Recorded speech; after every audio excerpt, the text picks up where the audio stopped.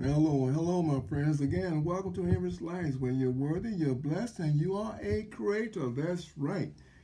You're worthy, you're blessed, and you are a creator. This program is about you. It's not about anybody else but you, because we know and we believe that when you get better, things in your life will get better. Nothing is going to get better for you until what? Till you get better. It's just that simple. You don't have to have a PhD to figure this one out. Nothing's going to get better for you in your life until you get better. So therefore, we believe that when you get better, things in your life get better. Again, welcome to Enriched Lives, where you're worthy, you're blessed, and you are a creator. That's right. By the way, my friends, before we get into our discussion, if today is the day that you came upon the planet, let me say happy birthday to you. That's right. Happy birthday to you. Why? Because God didn't make no junk. You are somebody. And trust me, my friend, if God didn't have a purpose for you to be here, you wouldn't be here. You are somebody. So give God thanks for this day. Why? Because you are somebody. I don't know being junk. That God didn't make no junk. How can that which is perfect make something imperfect? Not so, my friend. Not so. So again, welcome to Enriched Lives.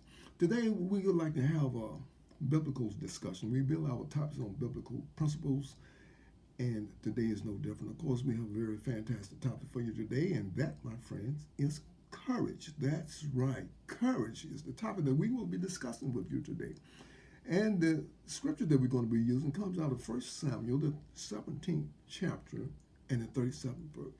First Samuel, the 17th chapter, and the 32nd verse.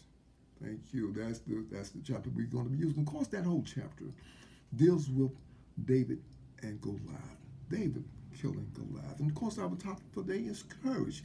Very interesting, isn't it? This topic is about courage. Here we have a little shepherd boy that's going up against a giant.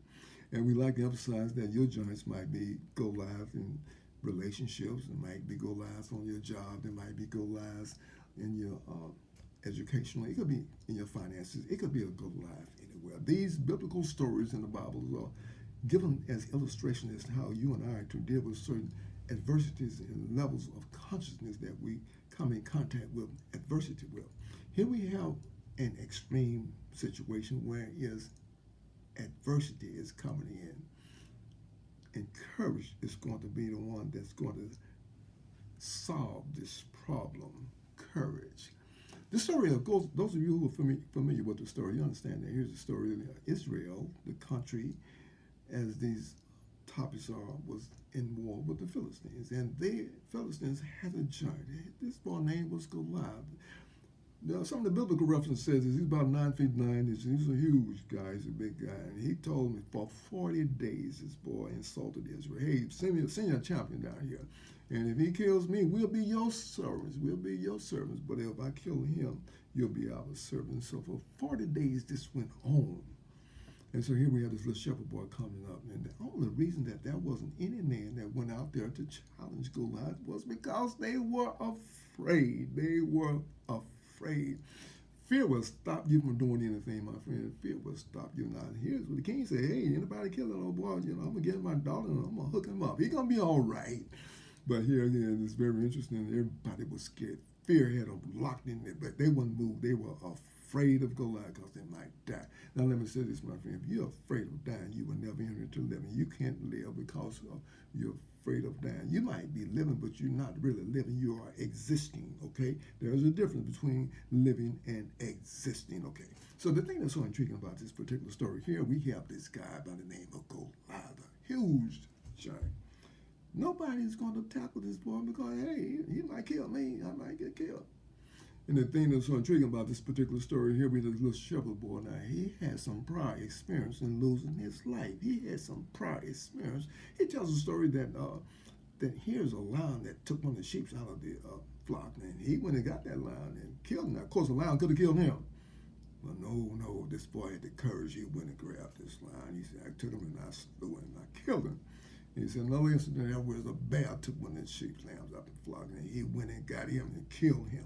Now, so David has a prior experience in courage. You know, he's not afraid of losing his life. He sees only the objective, what he's there to pursue. The thing that's so intriguing about this is that David doesn't see a 9 foot 9 inch giant by the name of Goliath. David sees a reproach to Israel, one that has insulted the nation of Israel. So he said, hey, I'll get that boy, I'll fight him. Very interesting, isn't it? Here Saul says, okay, you go out there and fight him. Everybody's law, you gonna kill him. He gonna kill him, David. He gonna wipe him out. But David, no, no, no. David goes out there. He says, I'll get it. And he takes his stone. Goliath, Saul gives him his sword and everything. He said, oh, I'm not comfortable with this. So you can't, here's a little snippet out of this. Don't ever go into a battle that you're not comfortable in, okay? Be sure that you have confidence in yourself, that you can come out. Because if you're going in something that's distracting you or holding you back, you're probably going to lose. So you have to be comfortable with you. So David goes in there and he sees his giant. Takes a slingshot, 5 stones, picks up one of them stones. Here's this big boy. He goes down, the battle is center array, runs toward him, and takes that little sling, hits him right in the center of his head, right there between his eyebrows and his head, one of them stones.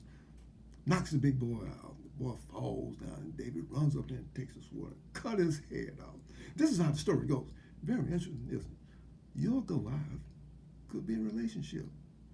Your Goliath could be a job situation. Your Goliath could be an educational thing or a financial thing. But whatever it is, you're going to have to take the principle that we have here with David, the attitude of courage. And you're going to go and slay that particular giant that's in your life that's wreaking havoc on you, that's got you afraid to move because you're locked up in fear. So you have to understand exactly what these stories are. These stories are illustrations as how we can overcome these levels of consciousness that we drop off into fear in. And these heroes or heroines that we see in the Bible are there for illustrations as to how we can deal with certain types of adversities. I find it very intriguing that you and I as individuals have the ability to deal with any problem that we get. See, your potential is bigger than any problem that you're going to come in contact with. So now that's very interesting, isn't it? No one told you that. They told you that you had to bow down, you was afraid. No, no, no. See, my friend, you can handle anything that comes against you. Scripture says, greater is he that is in you than he that's in the world. There's an old African proverb that says, if there is no enemy within, the enemy outside can what? Do us no harm. All of your fears and all of your setbacks are from within you, my friend. They're not outside of you. That's where your enemies are. This is where your Goliaths are. Why? They're inside your little mind. That's where they are. So you going to have to learn how to deal with these type of things. And these illustrations in the Bible show us how to deal with it. See, courage is one of those keys that's going to unlock your doors, that's going to put you into a better position, that's going to put you into a better outlook of life. It's going to get you bigger. It's going to put you into an area of comfort. Why? Courage, the ability to walk out of an abusive situation, puts you into a better position, to a better mode of enjoying life better. Because as long as you stay locked behind that prison of fear and doubt, you will never move out from that abusive relationship. But courage, you say, hey, I'm stepping out. I'm leaving this particular thing. Then you walk out from that particular situation, my friend. Why? You have the courage to leave. See, courage is one of those keys we don't talk about. We don't talk about how great courage is. It is important that you understand that you have to use the key of courage in order to enter into freedom. You cannot enter into freedom holding on to fear. So courage unlocks that door of fear that holds you back and puts you into a place of freedom. It gives you the ability to enjoy life. See, as long as you're going to be locked up in a prison of fear and doubt, you will never enjoy life because you are afraid and you can't experience life. Why? Because you are afraid. So courage, out of all the stories in the Bible, there are many stories in the Bible that deals with courage. Here's the story of Daniel in the lion's den. There's another story of the 3 Hebrew boys, and then there's a story of Joshua. Each one is a confronting situation where there has to be a decision made to move, and you're going to have courage to make this decision, and you're going to have courage to take action, to move in a direction that's going to be beneficial to you. Joshua makes a very empowering statement. He says, but as for me and my house, we will what? We will serve the Lord. See, when everybody else is at the table, sitting down, eating, and you know that you want to say grace, you're going to either say grace or you're going to go along with the crowd. You're going to do that. But see, you have to have the courage. Say, hey, I always pray before I eat. Have the courage to do it. It doesn't make no difference where you are. So you have to have courage, my friend, to do you.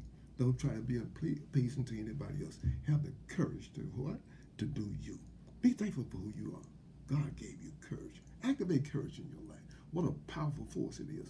It will open up doors that you were afraid to enter into. It will put you into a better position in life. Why? Courage. God has given you the ability to have courage. We all have courage. You just have to activate that in your life.